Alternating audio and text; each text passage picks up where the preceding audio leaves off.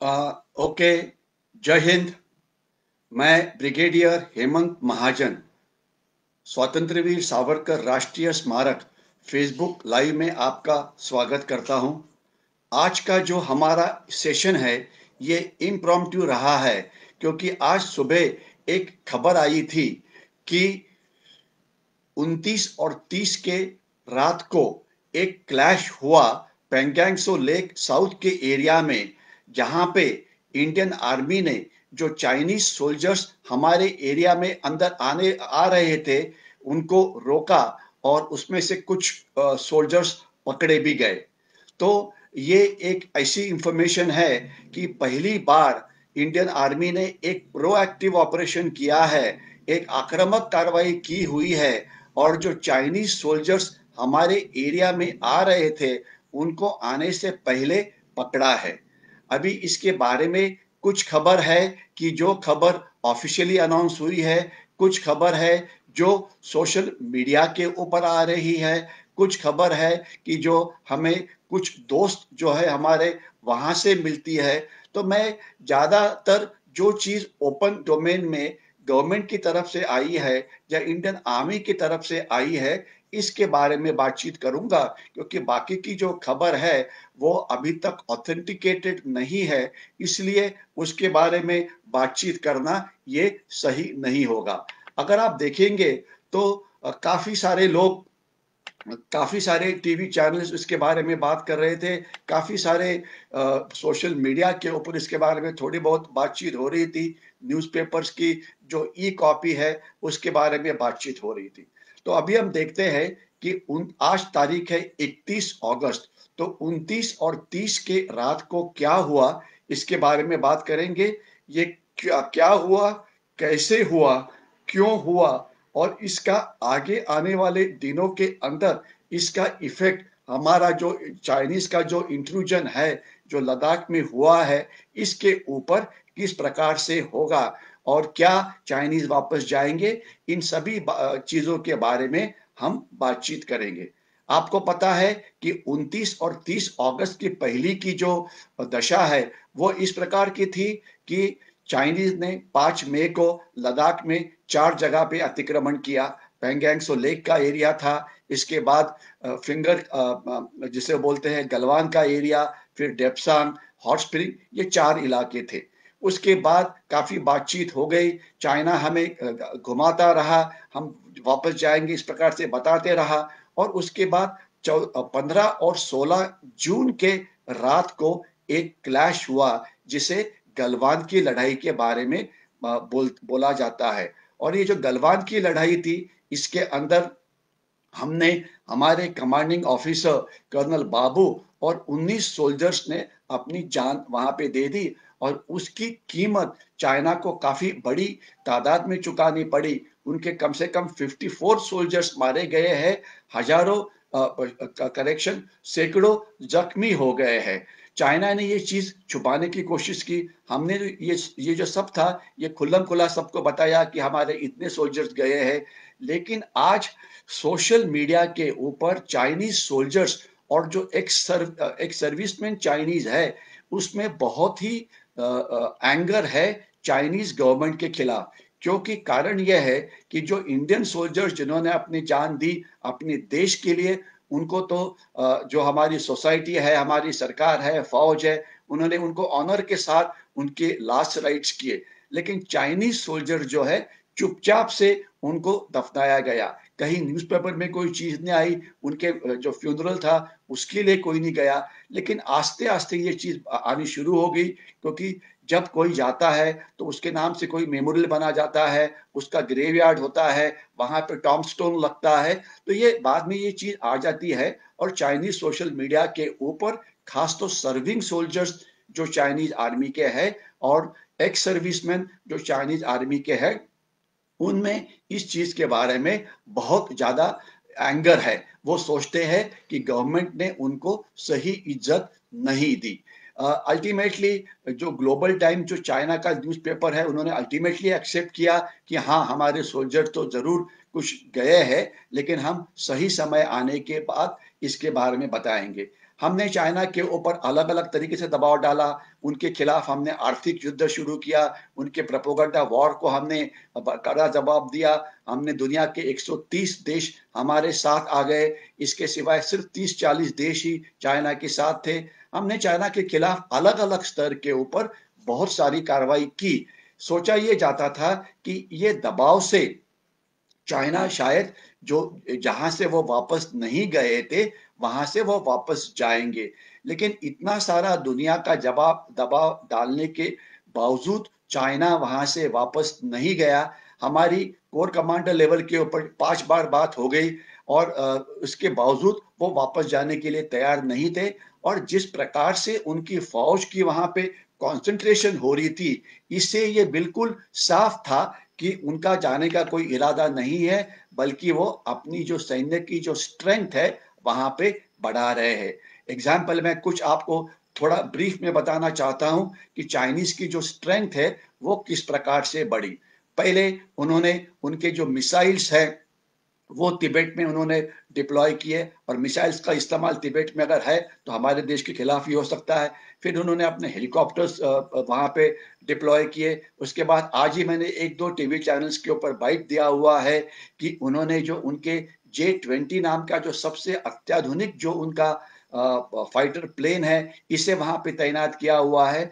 अर्थात ये चीज़ आपको समझ में आनी चाहिए कि जैसे चाइनीज़ का ये इंट्रूजन शुरू हुआ है, हमारे आर्मी ने भी वहाँ पे बहुत ही बड़ी संख्या में अपने सोल्जर्स को तैनात किया हुआ है। जैसे मैंने पहले फ़ेसबुक लाइव के अंदर आपको बताया था कि यहाँ पे हमारा और चाइनीज़ के बीच में जो करार हुआ है, इसके मुताबिक वहाँ पे सेना का इस्तेमाल ये नहीं हो सकता। जो सेना के हथियार होते हैं, यानी कि राइफ़ल है, लाइट मशीन गन है, मीडियम मशीन गन है, मोर्टार्स है, आर्टिलरी है, हेलीकॉप्टर्स है, फाइटर प्लेन्स है, इनका इस्तेमाल नहीं हो सकता।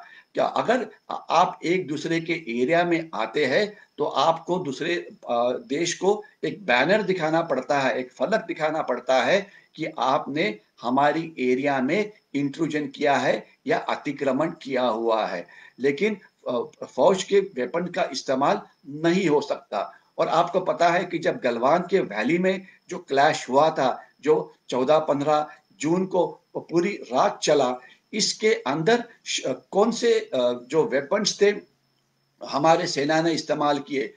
ये एक पाषाण युग का लड़ाई था जिसके अंदर पत्थर का इस्तेमाल किया, रॉक्स का इस्तेमाल किया गया।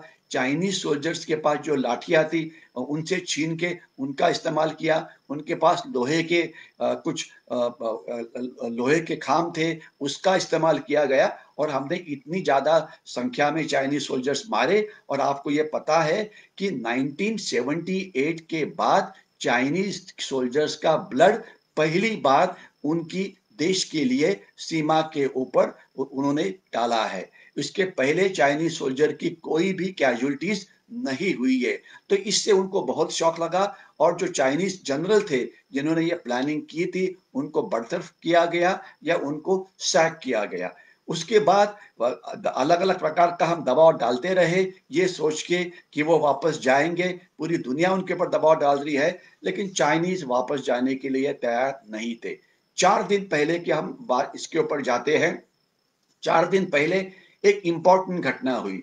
हमारे जो चीफ ऑफ डिफेंस स्टाफ थे जनरल बिपिन रावत, इन्होंने एक स्टेटमेंट दिया और उन्होंने बोला कि हम चाइना के साथ नेगोशिएशंस कर रहे हैं मिलिट्री लेवल के ऊपर।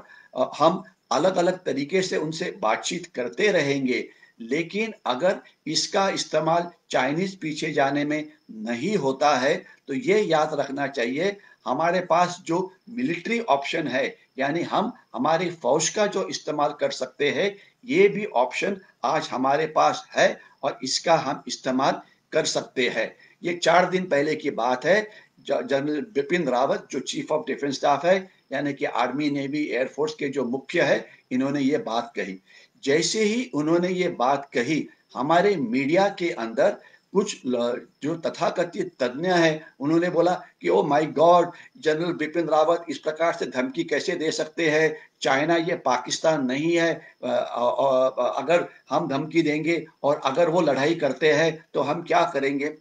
यानी कि इन सभी का ये कुछ एक्सपर्ट्स जो थे मीडिया के अंदर, सोशल मीडिया के ऊपर, कुछ टीवी चैनल्स के ऊपर, उनकी कहने की समरी थी, आपने एक बड़ी गलती की चाइना को दम देके कि हम मिलिट्री ताकत का इस्तेमाल करेंगे। ये नहीं करना चाहिए था, क्योंकि अगर वो गुस्सा होते हैं तो वो हमारे ऊपर हमला करेंगे, जिससे युद्ध होगा, जिससे हमारे नुकसान हो जाएगा, और शायद हमारा देश ये जो युद्ध है उसको बेयर नहीं कर सकता, क्योंकि हमारी जो इकोनॉमी की हालत है वो अभी खराब है, ये तो सबको पता ही है। अभी आप ये मतलब इनका कहने का मतलब था कि जनरल बिपिन रावत ने उस प्रकार की बातचीत करनी थी जो हम 2014 के पहले करते थे। चाइना कुछ भी करे, लेकिन हम चुपचाप से उनके साथ बातचीत करने के लिए चले जाते थे, और चुपचाप से हम जो वो चाहते थे वो करते थे। यानी कि अगर if you bend your knees in front of the Chinese, फिर उसके बाद वो जो बातचीत है वो सॉल्व हो जाती थी, और वो पीछे जाते थे जहां उन्होंने जाना है। लेकिन इस समय हमने ऐसे नहीं किया। चाइना सोचता था कि पॉलिटिकल लेवल पे बातचीत होगी, हमने बिल्कुल पॉलिटिकल लेवल पे कोई बातचीत नहीं की। हमने जो बातचीत की है वो सिर्फ केवल मिलिट्री लेवल के ऊपर की है, जहां पे हमारे कोर कमांडर, यानी कि जो 14 कोर के कोर कमांडर है, लेफ्टिनेंट जनरल हरिंदर सिंह, उन्होंने बात की, या ज्यादा से ज्यादा जो 3 डिवीजन है जो वहां पे तैनात है डिफेंस के लिए, उन्होंने बात की। तो ये तो बात हुई, लेकिन हम ये बहुत बार बातचीत होने के बाद भी चाइना वापस जाने के लिए तैयार नहीं था। जनरल बिपिन रावत का स्टेटमेंट उसके बाद आ गया, और अभी हम आ जाते हैं कि रात 29-30 अगस्त के रात को क्या हुआ। अभी ये जो ये जहां पे ये घटना हुई वो है पेंगेंगसो लेक का एरिया। पेंगेंगसो ये एक लेक है, तकरीबन 130-140 किलोमीटर उसकी लंबाई है। अगर मेरे पास पावर पॉइंट प्रेजेंटेशन होता तो शायद मैं अगले रविवार को उसका नकाशा भी आपको दिखाई देता, और उसकी जो ब्रेड्थ है वो तकरीबन 2 से 3 या 4 किलोमीटर उतनी उसकी ब्रेड्थ है। और ये इसके आजू बाजू में माउंटेन्स है। पेंगेंगसो लेक को हम 2 हिस्से में बांट सकते हैं, एक नॉर्थ ऑफ पेंगेंगसो लेक, और एक है नॉर्थ बैंक, मतलब हमारे लिहाज से, और एक है साउथ बैंक। और ये जो लेक होता है उसके आजू बाजू में जो पर्वत होते हैं, माउंटेन्स होते हैं, वहां से जो चीजें नीचे आती है उसे फिंगर के नाम से पुकारा गया था। Finger 1, finger 2, finger 3। Finger basically English भाषा में या फौजी भाषा में उसे स्पर बोलते हैं, SPUR। यानी कि वो एरिया जिससे जिसके जिसके ऊपर चढ़ के या ऊपर जाके हम माउंटेन टॉप पे जा सकते हैं। और फिंगर के बीच में जो एरिया होता है उसे री एंट्रेंट बोला जाता है। यानी कि वो एरिया यहाँ से जो अलग अलग नाले हैं, जो जिनका उगम स्थान माउंटेन्स होता है, वो वहां से नीचे आते हैं, और फिर बड़े नाले वो बन जाते हैं। तो ये फिंगर का जो आज अभी का जो स्टैंड ऑफ चल रहा था वो नॉर्दर्न बैंक के ऊपर चल रहा था। हम फिंगर 4 तक है, वो उन्होंने वहां पे तकरीबन 2-2.5 किलोमीटर जो फिंगर 4 का एरिया है, जो एक्चुअली नो मैन लैंड है, वहां तक वो अंदर आए हैं, और उनको हम पीछे ढकेलने की कोशिश कर रहे हैं। लेकिन अभी आपको इस एरिया की जो डिफेंस है इसके बारे में पता होना चाहिए। यहाँ पे डिफेंस उस प्रकार से नहीं है जैसे हमारी पाकिस्तान के साथ लगी हुई LOC, लाइन ऑफ कंट्रोल के ऊपर है। वहां पे हमारी पिकेट्स है, वहां पे हमारी चौकी है, वहां पे हमारे डिफेंसेस है, वहां पे हमारे बंकर्स है, वहां पे हमारे फौजी तैनात है, और वो लड़ाई होती है तो वहां पे लड़ने के लिए उनके पास एक डिफेंसिव लाइन है। इस प्रकार की डिफेंसिव लाइन जो है यहाँ पे लद्दाख के अंदर, ईस्टर्न लद्दाख, इस एरिया को ईस्टर्न लद्दाख बोला जाता है, वहां पर नहीं है।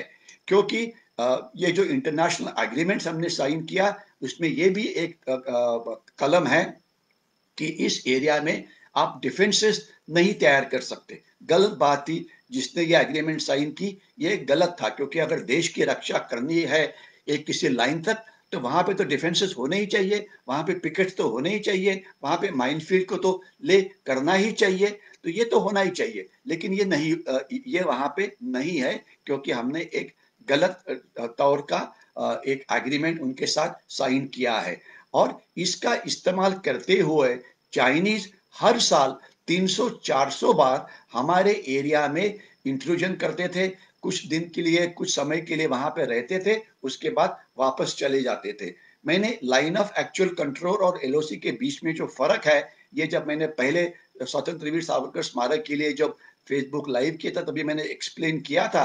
लेकिन मैं इतना ही बोलना चाहूंगा कि एलएसी के बीच वाला काफी एरिया है जिसे हम नो मैन लैंड बोलते हैं, और ये जमीन के ऊपर मार्क नहीं है। वहां पे हम केवल पेट्रोलिंग करते हैं, यानी कि गश्त डालते हैं। वहां पे हमारे डिफेंसेस तैयार नहीं है। तो काफी सारा एरिया है, ये लद्दाख की सीमा के ऊपर, जहां पे हमारी फौज फिजिकली डिप्लॉयड नहीं है। इसलिए वहां अगर दूसरी साइड से कोई अंदर आता है तो वो आ सकता है। हुआ यह है कि इतनी साल चाइनीज ने जो उनका एरिया है जिसे अक्साई चीन बोला जाता है, जो चाइनीज ने हमारे से 1962 में ले लिया, और हमारी इंडियन आर्मी वहां पे तभी थी नहीं, ये एरिया तभी हमारी जो फॉरेन मिनिस्ट्री है उनके पास था। तो वहां पे उन्होंने अपने रोड्स बनाए हुए हैं। तो चाइना जो है एलएसी तक अपने रोड के ऊपर आ सकती है, लेकिन हमारी फौज जो है उन्हें एलएसी के ऊपर जाने के लिए कभी 6 दिन, कभी 7 दिन, कभी 8 दिन चलना पड़ता था। यानी कि वहां पे कोई रोड्स थे ही नहीं। अभी ये जो पहला 5 मई को जो स्टैंड ऑफ हुआ, उसके पहले हमने 270 किलोमीटर का एक रास्ता तैयार किया, जो लेह से पैंगोंग त्सो लेक के पीछे वाला एरिया, वहां से गलवान का एरिया, और वहां से दौलत बेग ओल्डी जो है वहां पे जाता है, तकरीबन 270 किलोमीटर लंबा है। और जब भी ये रोड हमने बांधना शुरू किया 4 साल पहले, बिल्कुल चाइना ने तुरंत बोला कि ये रोड आप बांध नहीं सकते हैं। लेकिन अभी अभी हमने हमारा टफनेस दिखाया और हमने बोला कि नहीं, ये एरिया हमारा है, हम यहाँ पे जो हमें रोड चाहिए वो हम बनाएंगे। पहले क्या होता था, पहले हम डर जाते थे। चाइना ने बोला कि नहीं रोड बांधना चाहिए, नहीं रोड बांधते थे। चाइना ने बोला कि आप पीछे जाओ, हम पीछे चले जाते थे। मतलब चाइना आंख ऊपर करके देखे तो हम हमारी आंख नीचे करते थे। अभी ये रोड बना है जिससे हमारी जो फौज की जो मूवमेंट है आसान हो गई है। रीएनफोर्समेंट करना है तो वह आसान हो गया है, और फौज को भेजना है तो वह आसान हो गया है, वगैरह वगैरह। तो ये रोड से काफी सारा फायदा हुआ है।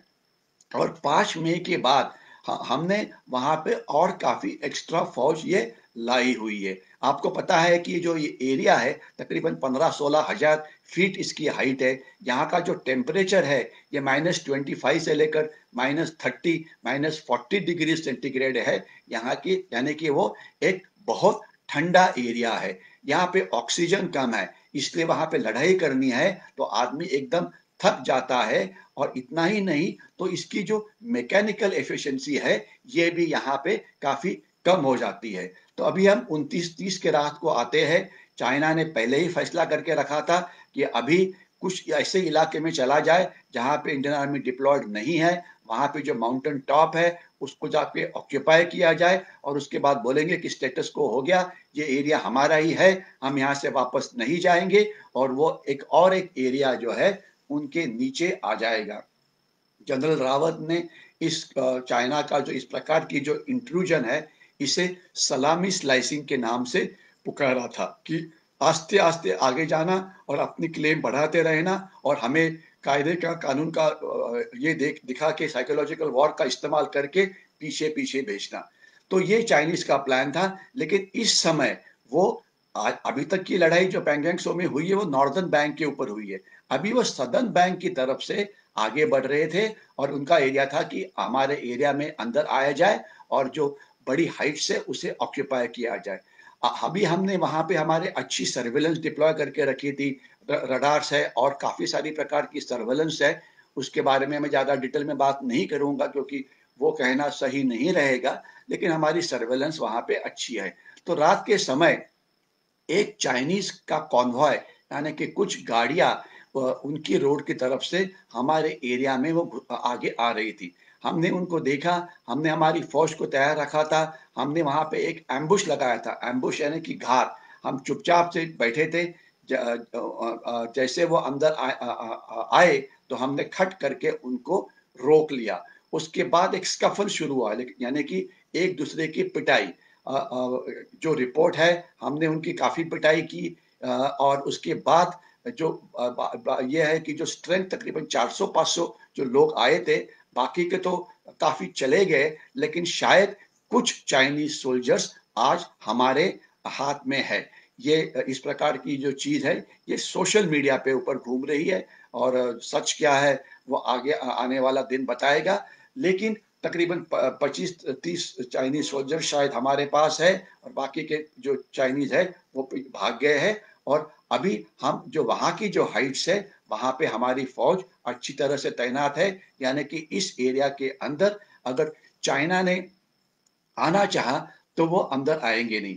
अभी ये जो 29-30th की रात को हुआ, मैंने वो आपको 4-5 लाइन के अंदर बताया कि क्या कार्रवाई हुई, लेकिन ये कार्रवाई इस प्रकार से नहीं हुई। वहाँ पे काफ़ी बॉक्सिंग का इस्तेमाल किया, रेसलिंग का इस्तेमाल किया गया, अनआर्म्ड कॉम्बैट का इस्तेमाल हुआ। एक-दूसरे के साथ काफ़ी लड़ाई हुई है, जिस प्रकार की लड़ाई गलवान में हुई थी। लेकिन ये एग्ज़ैक्टली कैसे है, जब कभी इसका इतिहास लिखा जाएगा तो ये सब चीज़ हमारे सामने आएगी। लेकिन इस प्रकार की लड़ाई के अंदर जो चीज़ सामने आती है, यहाँ पे टेक्नोलॉजी का कोई इस्तेमाल नहीं हो सकता। जो बड़े-बड़े हमारे शस्त्र है, यानी कि फाइटर एयरक्राफ्ट है, हेलीकॉप्टर्स है, इसका इस्तेमाल नहीं हो सकता। तोहफ़े है, इसका इस्तेमाल नहीं हो सकता। रनगाड़े है, इसका इस्तेमाल नहीं हो सकता। यहाँ पे केवल जो सोल्जर्स है, वो अपने देश के लिए फाइट करता है, ज़ख्मी हो जाता है, जान दे देता है। तो ये एक बिल्कुल ही पुरानी तरीके की फाइट है, जैसे पुराने ज़माने में ये होती थी और यहाँ पे शौर्य है, वहाँ पे धैर्य है, यहाँ पे टीम स्पिरिट है, यहाँ पे जो हमारे यंग ऑफिसर्स है, वो आगे जाके लीड करते हैं। हमारी कमांडो ट्रेनिंग जो है, वो बहुत टफ होती है। तो ये सब क्वालिटीज़ है, जिसका यहाँ पे इस्तेमाल होता है। ये कोई वीक आदमी के लिए जगह नहीं है, ये यहाँ पे कोई कंप्यूटर गेम नहीं खेला जाता है कि कोई केवल बातचीत करके अपनी लड़ाई ये जीत ले। यहाँ पे ताकत का ज़रूरत पड़ती है, स्पीड की ज़रूरत होती है, फ्लेक्सिबिलिटी की ज़रूरत होती है, क्विक रिएक्शन की ज़रूरत होती है, वगैरह वगैरह। तो ये सब जो पुराने लड़ाई के समय जो क्वालिटीज लगती थी, वो क्वालिटीज आज यहाँ पे लगती है और इसमें हमने उनके कुछ लोगों को पकड़ा है, उनको रोका हुआ है। तो ये एक चाइनीज आर्मी के लिए एक सेकंड बड़ा शॉक था। अगर मैं बॉक्सिंग की बात करूं तो बॉक्सिंग में कुछ राउंड्स होते हैं। मैंने पहले बताया था कि हमारा जो पहला राउंड चाइनीज के साथ हुआ वो गलवान में हुआ और वो राउंड हमने जीत लिया। और अभी ये दूसरा राउंड जो है वो अभी पेंगैंगसो लेक साउथ के एरिया में हुआ है। ये भी अभी हमने जीता हुआ है। इसके बाद चाइनीज की स्टेटमेंट क्या आई है, उन्होंने ट्विटर पे क्या बोला है, ग्लोबल टाइम्स ने क्या बोला है, उनकी रिएक्शन ये बहुत ही इंटरेस्टिंग है। मैं पूरी रिएक्शन तो उनकी बता नहीं पाऊंगा क्योंकि इतना याद रखना आसान नहीं है, लेकिन मैं उसका मतितार्थ यानी कि समरी बताने की जरूर कोशिश करूंगा। उन्होंने ये बोला है कि हमारे दो देशों की जो फौज है ये एक दूसरे से दूर रहनी चाहिए, क्योंकि अगर वो पास में आते हैं तो एक दूसरे से लड़ लेते हैं और सिचुएशन ये सीरियस हो जाता है। यानी कि वो अभी डरे हुए हैं। वो बोलते हैं कि दोनों फौज को सेपरेट करो, क्योंकि अगर वो पास पास आ जाएंगे तो तू मैं हो जाएगी और लड़ाई हो जाएगी। तो ये चाइनीज का बहुत ही माइल्ड स्टेटमेंट है। दूसरा इन्होंने ये बोला है कि हम ऐसे लोग हैं, यानी कि चाइनीज कभी इंटरनेशनल रूल्स को ब्रेक नहीं करते हैं और हम ये बोलते हैं कि इंडिया ने भी इंटरनेशनल जो ट्रीटी है उसे ब्रेक नहीं करना चाहिए। अभी देखिए चाइनीज का ये जो उल्टी बॉम्ब है ये बहुत ही फेमस है, लेकिन इनको काफी शॉक लगा है। इसके अंदर कोई भी शक नहीं है और उनकी जो रिएक्शन रही है वो काफी माइल्ड रही है, क्योंकि हमेशा वो एक साइकोलॉजिकल वॉर करते हैं, एक मानसिक युद्ध करते हैं, एक अपप्रचार युद्ध करते हैं और हमें डराने की कोशिश करते हैं। आपको पता है कि 15-16 जून के बाद का जो महीना है, उन्होंने अलग अलग प्रकार की इंफॉर्मेशन हमारे पास भेजनी शुरू कर दी और हमारे मीडिया ने उसको लैप अप कर लिया। उन्होंने पहले बताया हमने यहाँ पे मिसाइल्स डिप्लॉय किए हैं। तो मिसाइल डिप्लॉय किए तो क्या हुआ, हमारे भी मिसाइल्स यानी कि जो ब्रह्मोस की रेजिमेंट है वो अरुणाचल में डिप्लॉयड है। इसके सिवाय उसकी दूसरी रेजिमेंट जो है वो हमने लद्दाख में डिप्लॉय किए। उन्होंने वहाँ पे हेलीकॉप्टर डिप्लॉय किए तो हमने भी हेलीकॉप्टर डिप्लॉय किए हुए हैं। वो भी एक अच्छा काम कर रहे हैं। उन्होंने हम अभी आज की ही एक टीवी चैनल ने मेरे से एक बाइट ली थी कि उनकी J-20 नाम का जो उनका सबसे बड़ा आधुनिक फाइटर प्लेन है, इसे तिब्बत में डिप्लॉय किया है। तो हमने भी हमारा राफेल डिप्लॉय किया है अम्बाला के अंदर, और हमने भी हमारे सुखोई वहाँ पे डिप्लॉय किए हुए हैं। और हमारी भी जो फ़ौज है, ये जो LAC के ऊपर जो हमारी फ़ौज है, इसे 2 बड़े हिस्सों में बाँटा जा सकता है। एक तो है जो वहाँ पे डिफेंस करने के लिए लगने वाली फ़ौज है, यानी कि उनका काम है वहाँ पे अपना डिफेंस करना, अपनी बॉर्डर का डिफेंस करना। और दूसरी है कि जो जिसे हमने बाहर से लाया है, उनका काम है कि अगर ज़रूरत पड़े तो चाइना के ऊपर हमला करना। आज हमने जो लद्दाख का जो भाग है, वहाँ पे काफ़ी सारी फ़ौज लाई है। मैं ऐसी कोई चीज़ नहीं बताना चाहूँगा कि जो कोई इनसाइड इन्फॉर्मेशन है, क्योंकि मैं तो रिटायर्ड हूँ, मेरे पास कोई भी इनसाइड इन्फॉर्मेशन नहीं है, ना मैं देना चाहूँगा। क्योंकि जो चीज़ हमारी फ़ौज सीक्रेट रखना चाहती है, वो सीक्रेट रहने ही चाहिए। मैं केवल वो चीज़ मेंशन करूँगा जो ओपन मीडिया में आई हुई है। अगर आपने इंडिया टुडे देखा होगा, टाइम्स नाउ देखा होगा, तो ये टीवी चैनल्स के ऊपर जो बातचीत हुई है और जो न्यूज़पेपर में जो बात आई हुई है, इसके ऊपर ही मैं ये जो मेरा कहना है, इसके ऊपर आधारित रख रहा हूँ। तो इसके अंदर हमारी फ़ौज वहाँ पे तकरीबन 3 से 4 डिवीज़न है, यानी कि तकरीबन 50-60 हज़ार फ़ौज है, वो हमला करने के लिए है। चाइना ने वहाँ पे अपनी फ़ौज लाई है, उनकी भी वहाँ पे 20-25 हज़ार फ़ौज है, उनके भी वहाँ पे टैंक्स है। लेकिन जैसे मैंने पहले ही बोला था कि ये एरिया माउंटेनस है, तो यहाँ पे टैंक्स का इस्तेमाल करना बड़ा डिफ़िकल्ट है। लद्दाख के अंदर कुछ टैंक का इस्तेमाल ज़रूर हो सकता है, लेकिन ये एक 2 स्क्वाड्रन्स यानी कि 20-25 टैंक्स के ऊपर ये इससे ज़्यादा टैंक आप वहाँ पे इस्तेमाल नहीं कर सकते। तो 3000 टैंक भी होंगे तो उनका वहाँ पे इस्तेमाल नहीं हो सकता। जो उनके J-20 नाम के जो फाइटर एयरक्राफ्ट है, वो तिब्बत में डिप्लॉयड है, तो वहाँ पर भी उनकी जो मैकेनिकल एफिशिएंसी है, ये बहुत ही कम हो जाती है। तो यानी कि चाइनीज़ की जो डिप्लॉयमेंट है, उसे हमने मैच किया हुआ है। और इतना ही नहीं, तो चाइना सिक्किम के एरिया में भी कुछ गड़बड़ कर सकता है, तो वहाँ पर भी हमने काफ़ी सारी हमारी जो फ़ौज है, वो रखी हुई है कि अगर सिक्किम में हमला हो जाता है, तो वहाँ पर भी हम हमारी देश की रक्षा कर सकते हैं। इसके सिवाय जो अरुणाचल प्रदेश का एरिया है, यानी कि वहाँ पे तवांग है और बाकी की सारी पासेस है, Kepangla, Girungla, Shiyungla, Lohit valley, Subansiri valley, Siang valley वगैरह, तो वहाँ पर भी हमने काफ़ी संख्या में हमारी फ़ौज ये तैनात की हुई है। अगर आप देखते हैं हमारी फ़ौज की रचना, तो हमारी फ़ौज आज 2 देशों के खिलाफ तैनात है। एक तो है पाकिस्तान और दूसरा है चाइना। और जो बाकी के देश है, वहाँ पर फ़ौज तैनात नहीं है, वहाँ पे हमारे सेंट्रल आर्म पुलिस फोर्सेस तैनात है, यानी कि जो बांग्लादेश की बॉर्डर है, वहाँ पे बॉर्डर सिक्योरिटी फोर्स तैनात है, क्योंकि वहाँ पे सिर्फ पुलिसिंग करना पड़ता है। जो नेपाल और भूटान की बॉर्डर है, वहाँ पे सीमा सुरक्षा बल तैनात है, जो कि एक पुलिस दल है।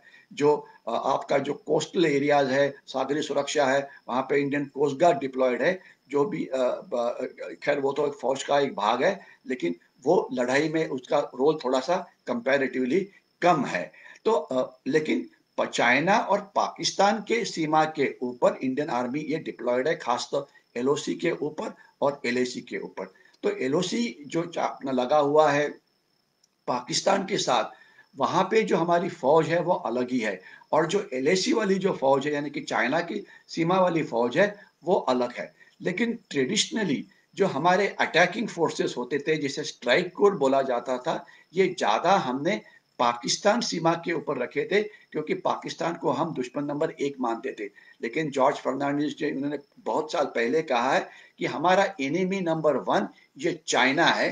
तो अभी जो हमारा वेस्टर्न फ्रंट है, यानी कि जो फ्रंट लगा हुआ है पाकिस्तान के साथ, वहाँ से काफ़ी सारी फ़ौज आजकल अभी चाइना की सीमा की तरफ देख रही है। मैं ज़्यादा डिटेल में नहीं जाऊँगा, लेकिन इतना समझना काफ़ी है कि हमारे पास हमारा रक्षण करने के लिए काफ़ी सारी फ़ौज है।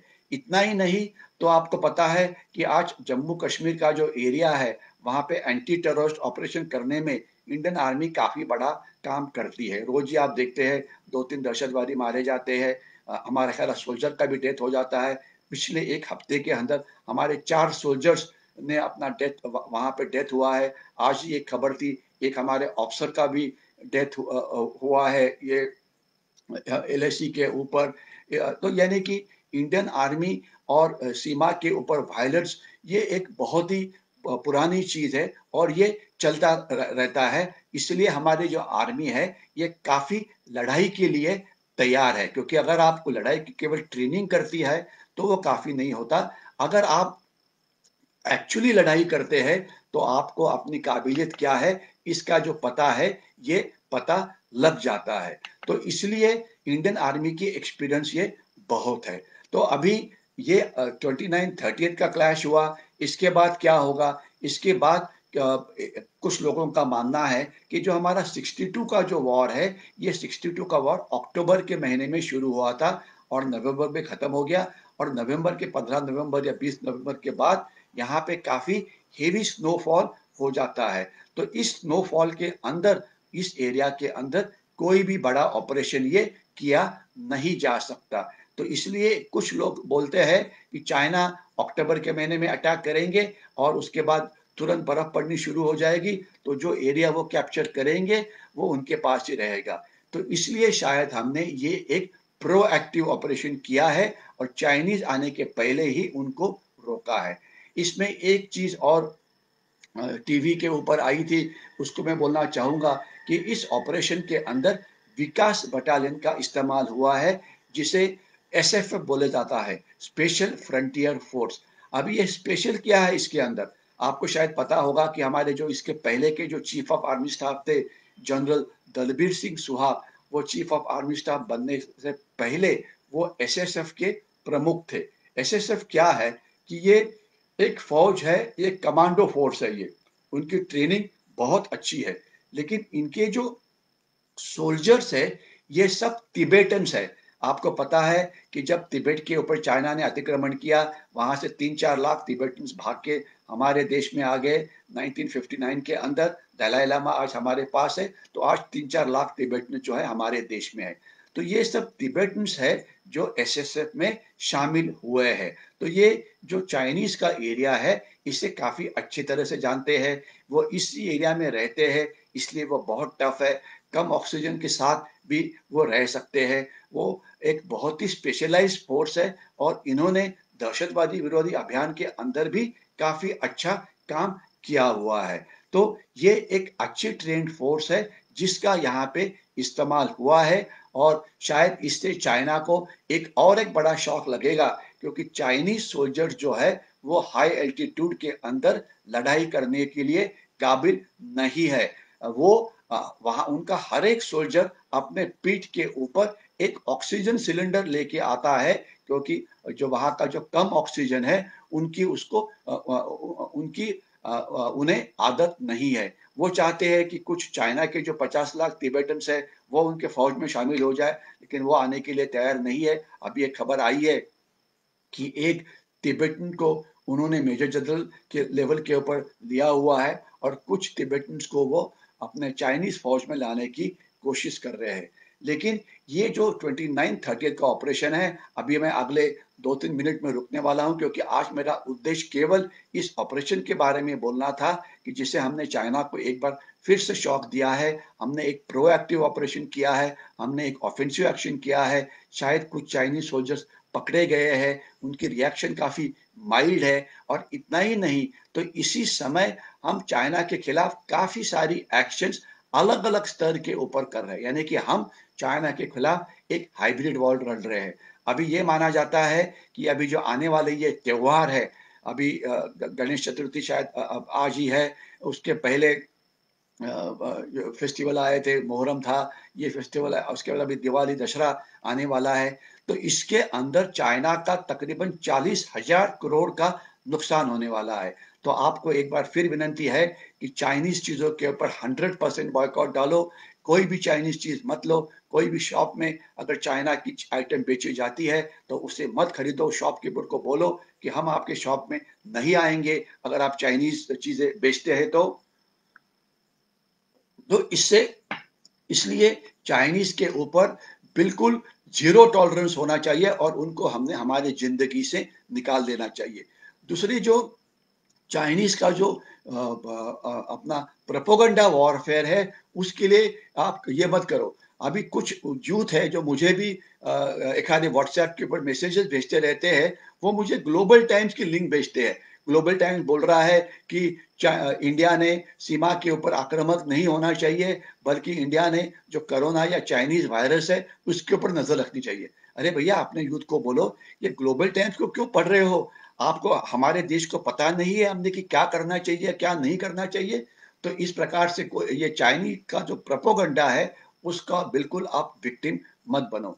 अभी हमने राउंड नंबर 2 तो कल रात को जीता हुआ है, तो क्या इससे चाइनीज डर के वापस जाएंगे?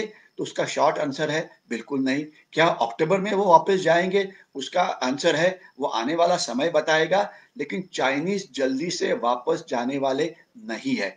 और अगर वो गलती से चले भी जाते हैं, समझ लीजिए अक्टूबर एंड के अंदर या नवंबर के पहले हफ्ते में, तो ये आपको चीज पता होनी चाहिए कि जब स्नोफॉल खत्म हो जाता है, इन्होंने फिर से इस प्रकार के जो पंगे हैं ये शुरू करने हैं। तो ये जो चाइना का ये जो चैलेंज है, इसे हमें अभी काफी महीनों तक उसको सहन करना पड़ेगा, काफी सालों तक उनको रोकना पड़ेगा। तो ये करने के लिए एक ही काम है कि 130 करोड़ जो भारतीय है उन्होंने इकट्ठा होना चाहिए। सभी पॉलिटिकल पार्टीज है, अलग अलग संस्थाएं है, कॉमन सिटीजन्स है, इन्होंने बिल्कुल डट के इंडियन आर्मी के पीछे खड़ा होना चाहिए, ताकि चाइना को पता लगे कि ये पूरा देश इकट्ठा हुआ है। चाइना के न्यूज़पेपर में उन्होंने बोला है कि 50% जो इंडियंस है वो अभी भी चाइनीज गुड्स खरीदते हैं। वो बोलते हैं कि काफी सारे इंडियंस है जो चाइना के साथ दुश्मनी नहीं चाहते हैं। वो बोलते हैं कि काफी सारे इंडियंस है जो चाइना के साथ इकोनॉमिक कोऑपरेशन ये चाहते हैं। तो इस प्रकार का जो उनका ये जो प्रोपेगेंडा है ये चलता रहता है, लेकिन हमने इसमें उसके विक्टिम ये नहीं होने चाहिए। तो अभी चाइना के साथ लड़ाई ये काफी दिन चलेगी। ये एक क्लैश ऑफ सिविलाइजेशन है। इसमें चाइना अलग अलग तरीके से हमें तंग करने की कोशिश करेगा। हम भी उनके खिलाफ अलग अलग प्रकार की कार्रवाइयां कर रहे हैं, लेकिन लड़ाई लंबे दौर तक चलने वाली है, ये आपको पता होना चाहिए। तो अभी मैं अगले 1 मिनट में रुकता हूं। पहले तो हम इंडियन आर्मी को एक अच्छा सक्सेसफुल ऑपरेशन करने के लिए धन्यवाद देते हैं, उनको कॉन्ग्रेचुलेशन देते हैं, और उनको एक हमारा मैसेज देते हैं कि हम आशा करते हैं कि इसके बाद के भी जो राउंड्स है जो चाइना के साथ होंगे, अलग अलग प्रकार की लड़ाइयाँ, उसके अंदर भी हम जीतेंगे, और हम सब भारतीय आपके पीछे बिल्कुल खड़े हैं। ये उनको एक बार हम फिर से विश्वास देते हैं। और मैं यहाँ पे रुकता हूँ। अगर कोई सवाल आए हैं तो मैं रिक्वेस्ट करता हूँ प्रमोद को कि अगर कुछ है तो आप मुझे बता सकते हैं, क्योंकि अभी जो यहाँ पे जो चैट बॉक्स है इसमें मुझे कोई भी सवाल अभी तक तो नजर नहीं आया, दिखाई दे रहा है। तो अगर कोई सवाल है तो आप जरूर मेरे पास डालिए। अगले 2-3 मिनट हम ये सवाल लेते हैं और उसके बाद हम रोकने की कोशिश करेंगे। यस प्रमोद, कोई सवाल है? प्रमोद, जब तक प्रमोद मेरी बातचीत ना सुने तब तक मैं आपको बोलना चाहूंगा, आत्मनिर्भर भारत के अंदर अभी हम टॉयज हमारे देश में बना रहे हैं। अलग अलग चीजें जो हम चाइना से लाते हैं वो हमारे देश में बना रहे हैं। स्टार्टअप में बहुत सारी टेक्नोलॉजीज हमारे देश में बनी है। तो शायद आने वाले दिनों में जो चाइनीज के ऊपर जो हमारी डिपेंडेंस थी ये काफी कम होगी, और चाइनीज के साथ जो चलने वाली लड़ाई थी ये इसे जीतने में हमें कामयाबी मिलेगी। कोई सवाल, कोई है सवाल प्रमोद?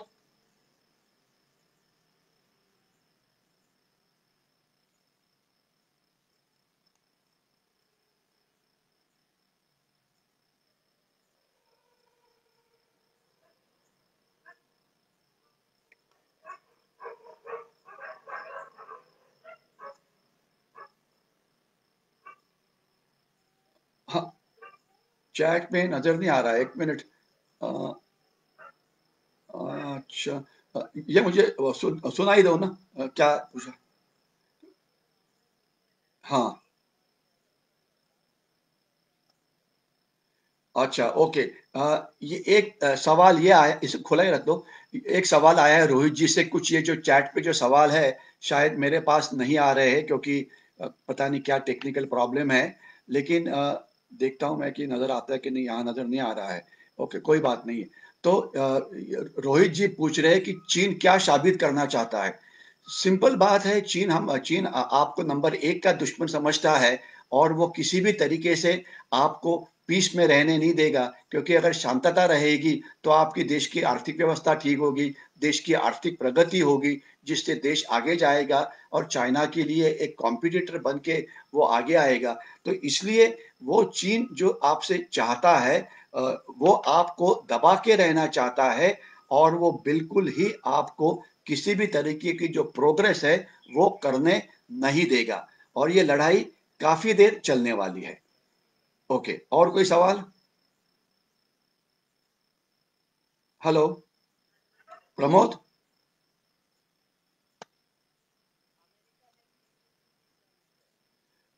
देखिए सवाल नेक्स्ट है कि अमेरिका का इसके खिलाफ क्या रुख है? देखो, अमेरिका अभी चाइना का नंबर 1 दुश्मन बना है, उसमें कोई डाउट नहीं है। उनका खुद का इलेक्शंस है, तो इसलिए उसमें भी कोई डाउट नहीं है।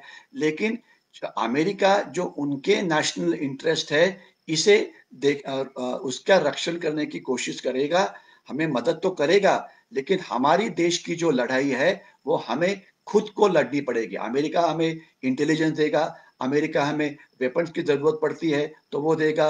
अगर यूनाइटेड नेशंस में सपोर्ट चाहिए, तो वो देगा। अगर कोई जैसे अब उन्होंने उनका जो बड़ा शिप्स है, उसकी तैनाती की हुई है साउथ चाइना समुंदर के अंदर, वैसे होगा। कुछ बॉम्बर्स उन्होंने B-2 वहाँ पे डिप्लॉय किए हैं, लेकिन ये ज़्यादा ताइवान के लिए है, क्योंकि हमारी खुद की लड़ाई तो हम ही लड़ते हैं। लेकिन बाकी सभी तरीके से विदाउट अ फिज़िकल मतलब लड़ाई, वो हमें अलग-अलग प्रकार की मदद ज़रूर करेगा। ओके, और कोई सवाल? अच्छा, ओके। चलो ये आपने 2-3 सवाल पूछे। कुछ टेक्निकल कारणों से मैं डायरेक्टली सवाल नहीं देख पाया हूँ, लेकिन धन्यवाद, आपने इतना इंटरेस्ट लिया और काफ़ी सारे लाइव में न लोग नज़र आ रहे थे। तो अभी मैं आपको इतना ही रिक्वेस्ट करूँगा कि ये इन्फॉर्मेशन अगर आपको सही लगी होगी, तो इसे ज़रूर शेयर करिए, इसे ज़रूर लाइक करिए, क्योंकि आज हमारे जो देशवासी हैं, उनका एक इम्पोर्टेंट काम है कि सभी ने हमने एक इंफॉर्मेशन वॉरियर बनना चाहिए और जो सही खबर है, ये हमारे देशवासियों के पास हमने पहुंचानी चाहिए। तो ज्यादा से ज्यादा लोगों के साथ इसे शेयर करो। तो मैं यहाँ पे रुकता हूँ। जय हिंद। और इंडियन आर्मी को हम एक बार फिर मुबारक देते हैं और एक बेस्ट विशेष उनको देते हैं कि आगे आने वाली भी जो लड़ाइयाँ होगी, इसे भी वो इसके अंदर भी वो जीतेंगे। ओके, एक बार फिर से जय हिंद।